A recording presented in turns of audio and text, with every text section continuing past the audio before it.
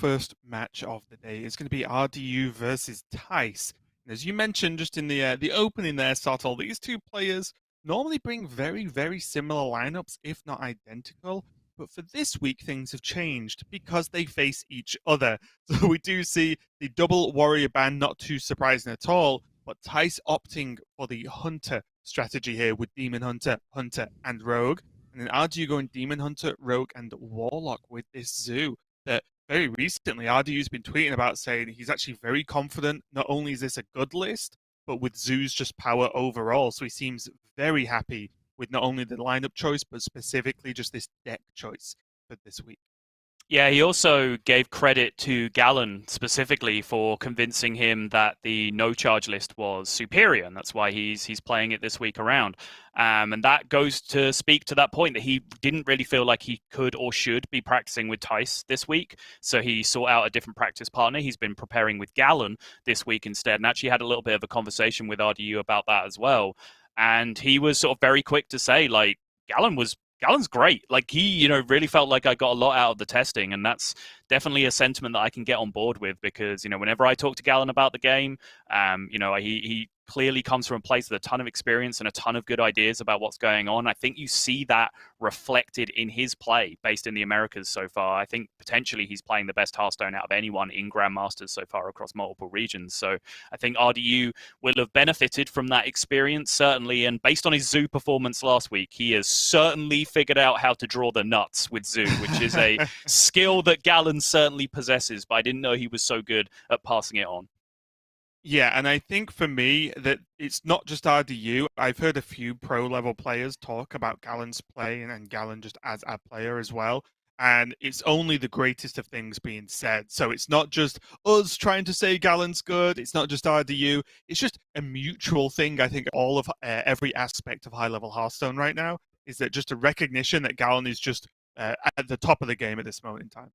Believe me, Raven, I would enjoy nothing more than having the ability to put my hand on my heart and saying that Gallon is playing like absolute trash right now and that he does not deserve to be a GM in any way, but that's not the reality. He's playing so well. Let's get into it. The first match of the day, we have RDU versus Thijs, both representing G2, of course.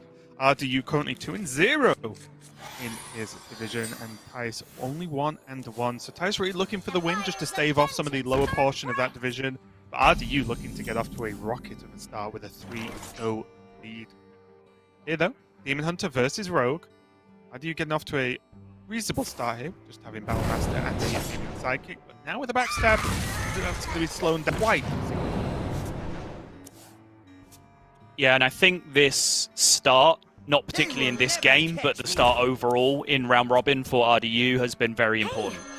Because I think RDU is a very emotional player. It's one of the things that I love about him. It's one of the reasons why I watch his stream so much, is I just think he's super passionate and engaged with whatever he's doing in Hearthstone. He cares so much. So I think after his Swiss performance, if he was then to get off to a bad start in the round robin as well, that might just get on top of him in terms of his mental space going forward into the games after that. So I think getting off to a 2-0 start is going to be huge for RDU in particular. Right. And honestly, just speaking of both of these players, there isn't many matchups we could have of when you combine the two players' years of competitive Hearthstone together, it's going to match these numbers, right? RDU and Thijs have been involved in competitive Hearthstone for maybe the longest time out of nearly all the players we've got in Grandmaster. Oh yeah, we're in double digits combined, right? Number of years between these two players. Must be, yeah. Yeah. Demons. RDU does have quite a slow start now, though. This Sigil runner just being the sole almost defender against Thijs, just getting away with his Faceless Lackey on board to put forward a reasonable threat with that 3-2 there. Now also with Restless Mummy, a really good card against Demon Hunter to even take down the potential of, say, a Satyr turn with just a swing, or even just straight up kill pretty much all of the Demon Hunter minions. Crazy. I think this might just be a dagger turn from Thijs, though. Could also go Dirty Tricks. Dagger would preserve a 1-1 on board. I don't know if that's worth not having the Dirty Tricks equipped to. I think preserving the 1-1 might be really good, because then he can have Coin Faceless Corrupt the next turn. which means he could. That is just again another powerful board presence turn that as rogue you don't actually get to have that much versus Demon Hunter most of the time. I wouldn't really hate either play. I have complete merit for Dirty Tricks. Drawing cards is fantastic, but I will say Thijs does have a lot of cards to play right now. Does he? He does. Need to draw more Precisely. versus getting that dagger up. I'm okay with Dirty Tricks. I'm okay with dagger. I was a little bit sketched out when Thijs went to pick up the coin because that's the line that I do not like this turn. But yep, Thijs diverts back. He's going to play Dirty Tricks here instead. I do think the plan of trying to protect your 1/1 to Faceless Corruptor is a bit ambitious, based on just how often in the early game Demon Hunters are playing either a Twin Slice or pressing their hero power. I think that 1/1 bites the dust more often than not. Yeah, I think my overall estimate was that Thijs knows there's a second slice in hand, and is a second slice going to be used up just to kill a 1/1? I don't know. Maybe. It's just that it was a play that Thijs could have made with a decent payoff. Worst case, he can coin out Shield of Galakrond or play Restless Mummy. I just think he had a lot of redundancy in his hand and a plan for every outcome.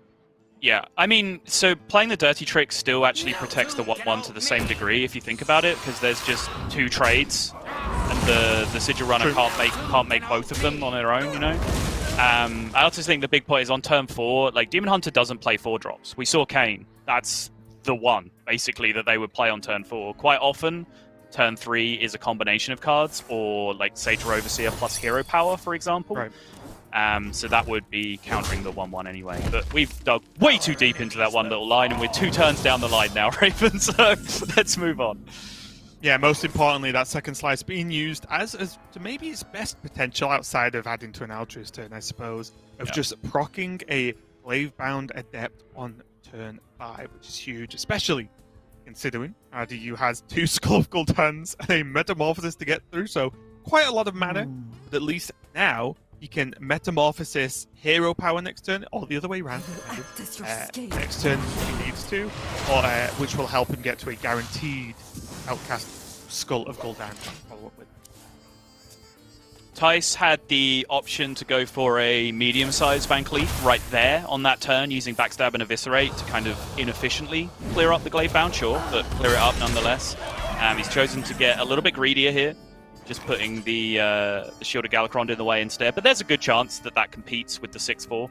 Metamorphosis or I-Beam plus combinations of other cards would be the only ways that that really happened. So I think it was a reasonable risk to take. He's certainly looking a little less comfortable with his health total now, having got hit in the face by that 6/4. Yeah, and Thijs does have stuff going for him though, right? He not only has the Faceless, which are very reactive, but one potential large actually this turn with the Eviscerate as well. But also the fact that he has Galakrond, and that we know that it's very likely RDU's going to play Skull next turn. And there could be strong Skull turns, but I think right now, Skull never does something crazy from an empty board, right? It's often a setup for a strong following turn. But that one turn of Breathing Room that Thijs gets, I think he could actually make a big impact with these cards. Yeah, because of the Altruist nerf in particular, I think that is the #1 impact of that nerf. It means that you can't just rip a Skull of Gul'dan without mana remaining and then just have a huge Altruist turn. Like in this case, he'd have to have all of his other cards playable for 0 to be able to do anything with Altruist, because it would cost 1 instead of 0 itself.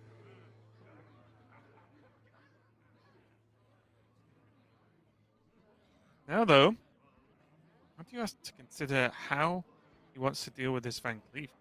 If he can deal with this Van Cleef.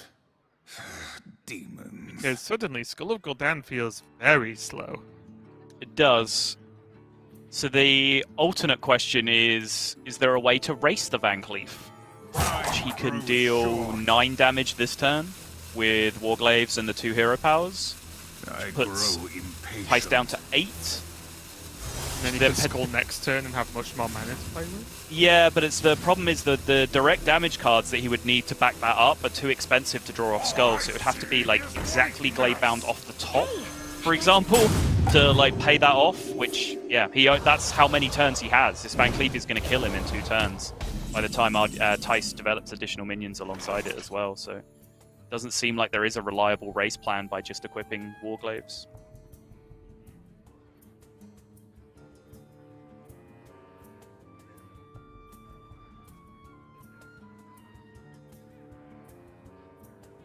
Also, Thijs, being on 12 health, I would say if he clears the board, feels fairly comfortable he isn't going to die post-metamorphosis, right? It's unlikely that you just take 12. So, oh, and Kane's gone as well, isn't it? So it's very unlikely that there's any damage from hand really going to kick out. Yep. So he doesn't even necessarily have to just go for Galakron this turn.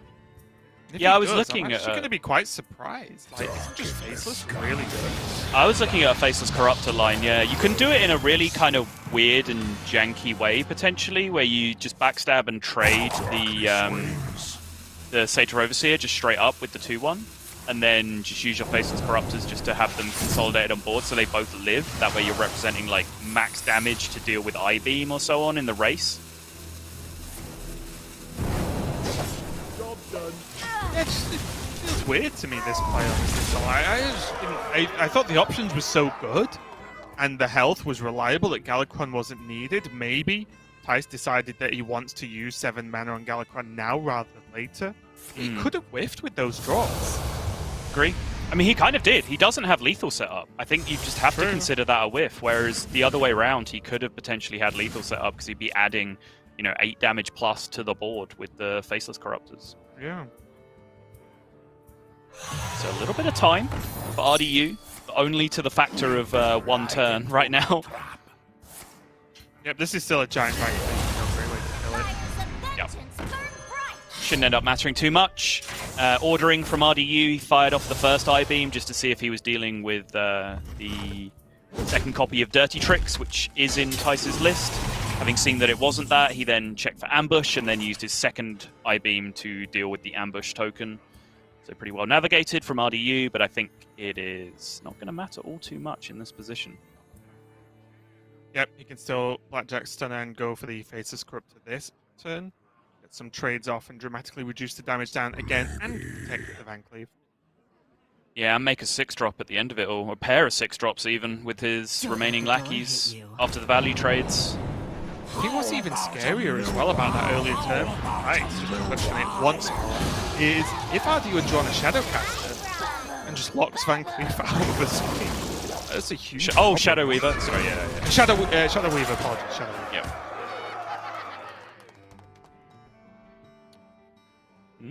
Like magic.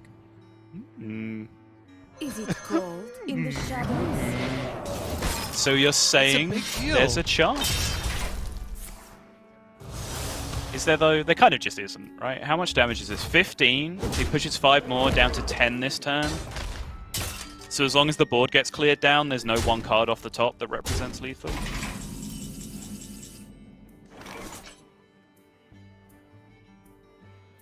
Spectral Sight into like Twin Slice Gladebound?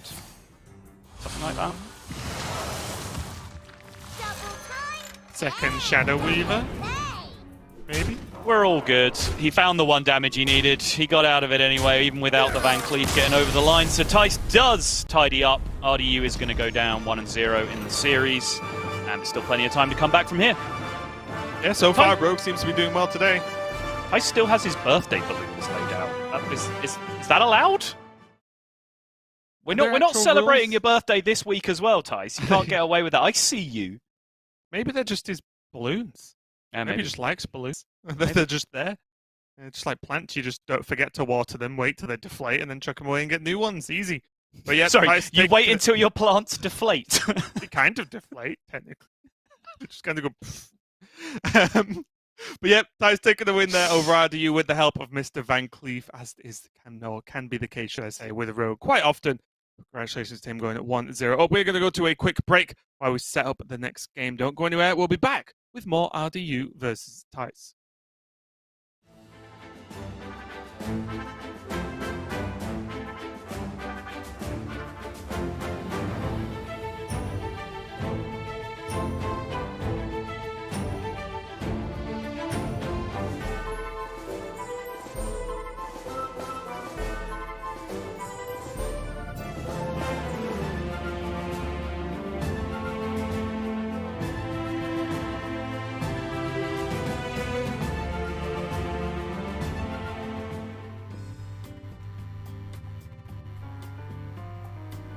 Would rather have 7 fingers on each hand or 7 toes on each foot?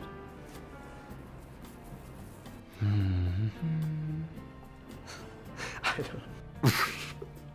Oh god, this is difficult. I'm very bad at games that require you to have a lot of keyboard mechanics, and 7 fingers might help me a lot with that, and that could be cool. Yeah, that's just more joints for you to have pain in. Well, it was my answer, Dan. Yeah. 7 fingers on each hand. 7 toes sounds like difficult to walk with. 7 toes on each foot. I just put on a sock. 7 fingers, because otherwise it would be hard to buy some shoes. I would rather have 7 fingers on my hand. I use hands a lot. 7 toes on each foot, because 7 fingers doesn't seem practical and it's going to get in your way more. 7 toes, you can just deal with that. It doesn't really seem like it's going to cause any trouble. Shoes wouldn't fit. I could just get them custom made. They'll be fine. I would rather have 7 toes on each foot because nobody could see my feet if I'm wearing socks anyways. And I could live with that. I'll be great at football. More area of like hitting the ball.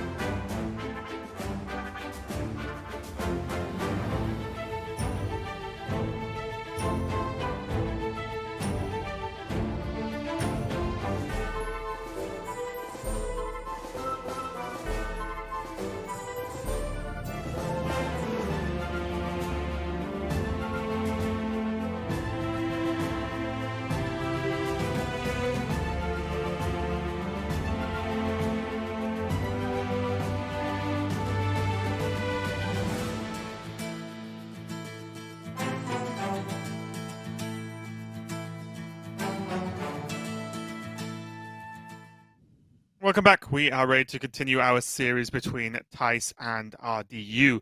Thijs taking a win with that Rogue over the Demon Hunter, so pretty good with all the talk of Rogue we've had, not only this weekend but last weekend. Just getting a win out of the way there means that he's got what I would say the toughest hurdle just done with, and now he's just got the Demon Hunter and Hunt left over. Yeah, and certainly Edwin Van Cleef will help you do that. I know there were some jokes going around that, you can just continue to play Rogue for the 30% of the time. You just high roll the Edwin and you just take those wins and move on. Obviously, it's a little bit better than that, and it wasn't, the insane blowout Edwin. It was just a 10-10, I guess. I say just a 10-10. Because that's pretty insane. It's pretty big, but it also wasn't on like turn 3 or anything ridiculous. Right. But of course, like the goal of Rogue in that matchup is to minimize damage early and then race in the mid game. That's generally how they win. And of course, Edwin is just by far and away the best tool to be able to do that. Yeah, we did see the power of the Shadow Weaver, though, right? Because when RDU did draw one, it did just mess things up for a little bit. If he'd maybe had one just a touch earlier to defend his board and defend his health a little bit more, it could have looked a little bit different. But we are going to go into game number 2. Thijs on the Demon Hunter, and RDU switching over to this Zoo. And we talked a lot about Zoo, we talked a lot about Gallon, and one thing I do want to talk about, as those things do go hand in hand, is Canrathad Ebonlock, which is the legendary use on the far left of RDU's hand. He is one I still am yet to be sold on in this list. I'm not saying it's not good, I've just not seen it be that good with my own eyes yet. So I'm excited to see more of this deck being played out. Yeah, I kind of agree with you. I think the initial body has some uses. It's just a 2-mana 3/2, which is kind of okay in a Zoo style deck. And then you do sometimes get some swingy turns where you get to play cheaper demons alongside that, particularly on like a Magic Carpet turn, for example. It's just the actual prime for me just seems so useless. It just feels like a card that when you play Canrathad early on, you then draw that card and you just never want to play it because you A, don't have enough mana to do so, and B, it's just kind of clunky in the position anyway. So I feel like, to me, one of the biggest problems is just that it seems to shuffle a bad card into your deck that then gets in the way of your other important draws. Yeah, and I think it goes hand in hand with Akama in Rogue, right? As the another very a prime that works a similar way, in that the actual initial body, a lot of the time, is arguably just a better card than the prime itself. But just because of what the prime does isn't that impactful. But I'm excited to see it. My question is always the case of, if you're playing Canrathad, should you be playing Flame Imps? RDU is not playing Flame Imps, so that isn't possible. But we'll see how it pans out. Drop it down now. Maybe just a 3/2 is good enough.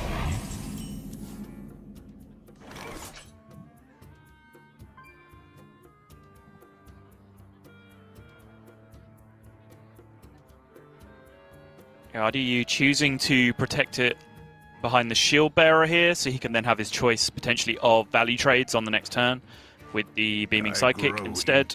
Also opens himself up to some nice one-cost demon draws off the top. I will say Umberwing and Beaming Sidekick very nice this turn though, right? He can actually hack through the 0/4 and still protect his Battle Fiend from the Canrathad reverse hit. Seems good. Does mean that you are not playing your Sigil Runner for Outcast, though, this turn, which is always something that you've got to convince yourself of. They will never catch me. Oh, that lines up very nicely now for the following turn. He has Satyr Overseer and the Beaming Sidekick now instead, with the Umberwing preloaded. Yeah, if you told me he was going to draw Satyr with a Sigil Runner, then yes, I'm all in on this play. But yeah, that draw was very, very good, because now if Canrathad trades into the Battle Fiend, okay, fine.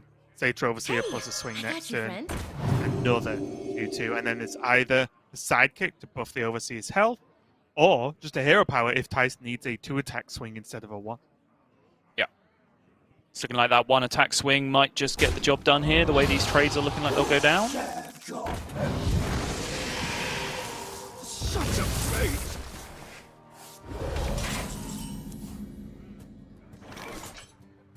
See the interesting decision there from RDU to Evil Genius the 3/1 instead of the 1/2, which might look a little bit crazy, but of course health is, I think, the dominant stat in matchups like these, where you just want stuff to just live longer and try and get value trades as opposed to more aggressive stuff. Yeah. Case in point, Warmaul Challenger. Right. Yeah. Give me a Warmaul Challenger against Demon Hunter any day of the week. Ooh. It's kind of like Scrap Him.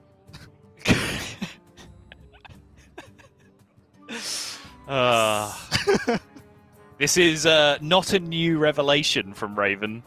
This came up in testing, where he was saying he had like 3 Scrap Imps in his hand or something, because one of them was a Shadow Council. Not quite how that works. Close, though. Oh, he goes for it! RDU's online with the It's Kind of a Scrap Him and gets some not bad. It's actually double 1-drop. It's just insane. Useful things, eager to share. Actually pretty sick. Yeah. Even the Fellstalker potentially discarding the Overfiend is just fine, right? Because that's so much mana that, although it's a good card, is this game even going to get to 8 mana effectively for RDU? No, because he's going to be dead to this Warglaives draw long before then. Right. That is a ludicrous follow-up to the Satyr Overseer.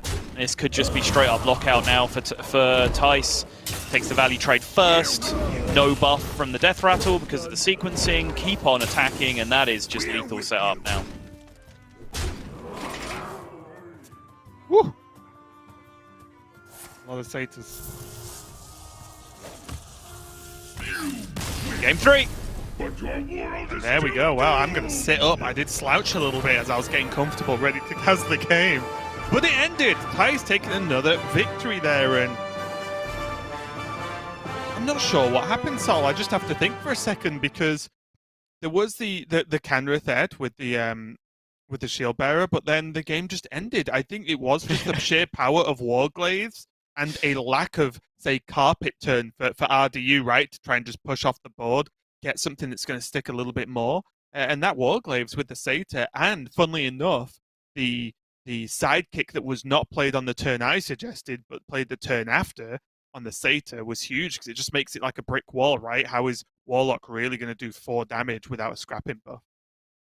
So think about what that Warglaives did in real terms, right? For 5 mana, it dealt 9 damage to RDU's board and face. It preserved upwards of 3 minions in play that would have needed to trade in place of that damage, and also summoned 3 new 2/2s, so put 6 extra power in play for 1 card for 5 mana.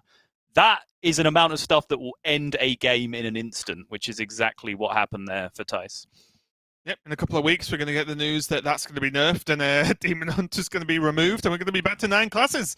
It's getting ridiculous now. Like, Demon Hunter's fine, guys. Like, leave it alone. Can we not just have aggro in the game of Hearthstone, please? Thank you. Thijs, thank you. This is what we need. Just some Worgen Infiltrators, some charge minions, big old Stone Tusk boars, leper gnomes everywhere. This is my Hearthstone right here. Yeah, the good guys of Hearthstone giving us what we really want, and it's just an aggro fight. Even RDU with double Battle Fiend plays in Battle Mage for his mulligan hand looks fantastic to me. On the line here, though, Thijs could just make this series just so fast if he just gets a quick 3-0. Done and dusted, and will push himself to a 2-1 overall score within the division, whereas RDU would also end up at 2-1 if Thijs were to take this win. Yeah, I did actually talk to RDU about this specific matchup as well, because it's one that I'm curious about. My testing and our testing seems to sort of find one thing, and my sort of personal biases say one thing, and then several other people are agreeing with me, but then several other pros are disagreeing with me. So I asked RDU about his testing, and he said that he felt that he was losing most games against Hunter in this matchup, but Thijs' specific list he thinks is easier to beat than the average face Hunter list. Okay. Yeah, taking a look at Thijs' list to give that some context. There is a Dragonbane Unleash at the top, and that's it. There are no scrap shots. Yep. 1 pack tactics, 2 explosive traps, and he is running the Stone Tusk Boars. Yes, but there's also there's actual hard-playing leper gnomes in the deck, as well as Worgen Infiltrators as well. So it's a very, very fast list with a ton of 1-drops, as opposed to playing some more direct damage options like Scrap Shot, like the Twin Spell 1 damage card that I forget the name of. Oh, Rapid Fire. Thank you. I was waiting for you to jump in there with your infinitely better Hunter knowledge. You were going to leave me hanging, it felt First like. I was like, what Demon Hunter? It's like zero. Because you said Twin Spell, I was like, what's he on about? Yes, Rapid Fire. And the overall point being, of course, is that Demon Hunter does a much better job at fighting minions than it does negating health, straight burst damage, right? Although, yes, there are I-beams, but with Hunter, if they're just doing tons of unavoidable damage, you will lose pretty.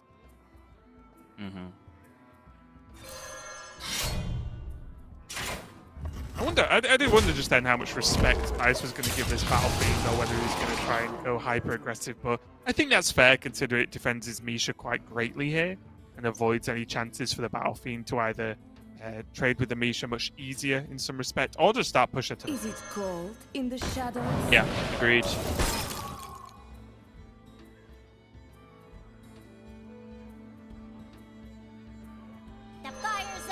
Are you choosing to lock out the face as opposed to the minion here, which does reduce less damage immediately, but it certainly is a more efficient use of the attack to, you know, just the weapon to go into the 4-3 and Thijs just to keep on pushing. That does make sense here. Thijs has his Phase Stalker option now, which does have a potential pack tactics outcome, but it is 2-1 in favor of the explosive traps. Was freeze in the face correct? What's your concern with So it? the reason is, even from RDU's side, Thijs is unlikely to swing this turn. Because you'd imagine, in a perfect world, you want to set up a secret, proc the durability effect, swing again afterwards, right? You want to make basically try and turn this bow into a Stormhammer.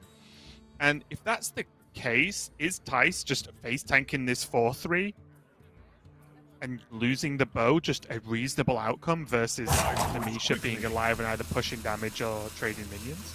I'm not sure. I'm not 100% sold, but I was just thinking about that. Maybe the swing of the bow's good for RDU. Yeah, so the response to that is that RDU doesn't know that Thijs has secret opportunities available in his hand, right? So if he doesn't, then if you don't have secrets to play, then Thijs will certainly just swing the bow this turn and be happy killing the 4-3 and just pushing damage. So in that regard, it's certainly the right target. But you are right, there is that world where Thijs would be really, really hoping not to have to swing the weapon that turn anyway.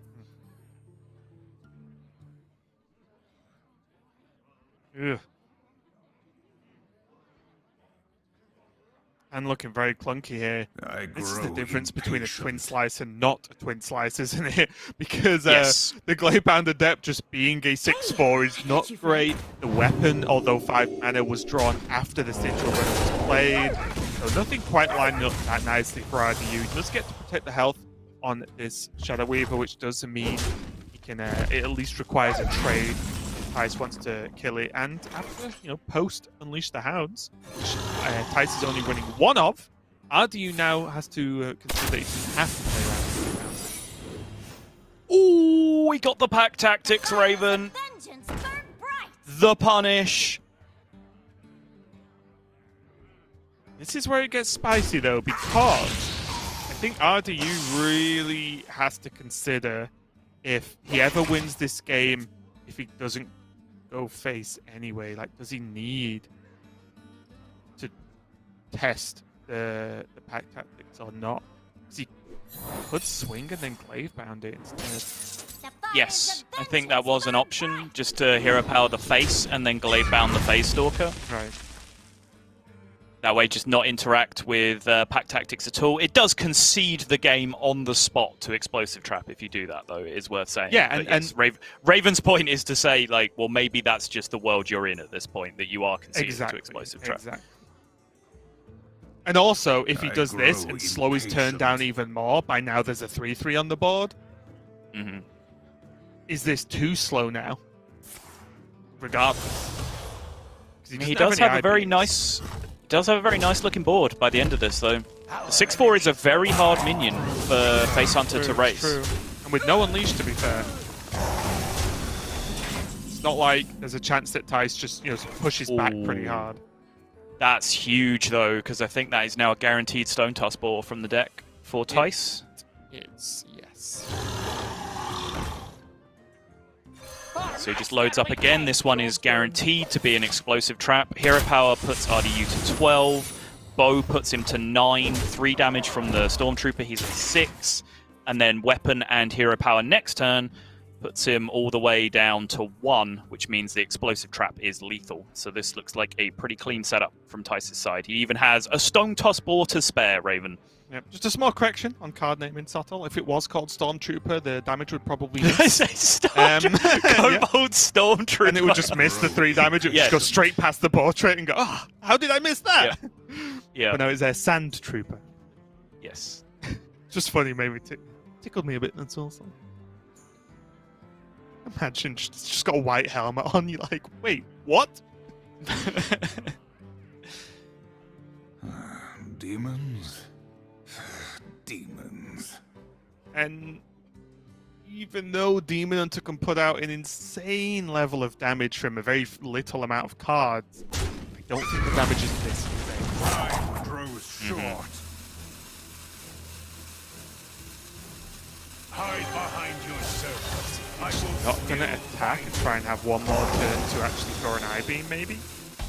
Yep. He's dead, isn't he, right? Yeah, if he attacks, he knows he's dead just based on even what he can see. We can see he's dead regardless, so RDU rightly there identifying the plan that he has to just not be able to attack, try and deal as much damage with Metamorphosis while drawing almost certainly back-to-back high beams in that scenario. But even then, I think it was a very fringe out, but quick as you like. You know, as much as RDU had to say about his high-quality preparation leading into this week, it is Thijs that wins the battle of the G2 players.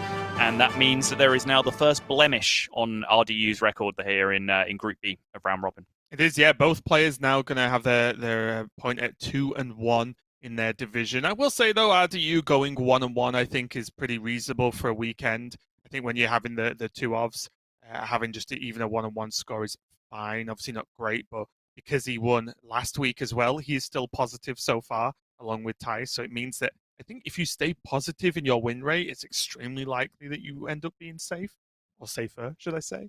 So we'll see how that continues going forward. But good job for Thijs there. Taking a very swift 3-0 win over RDU.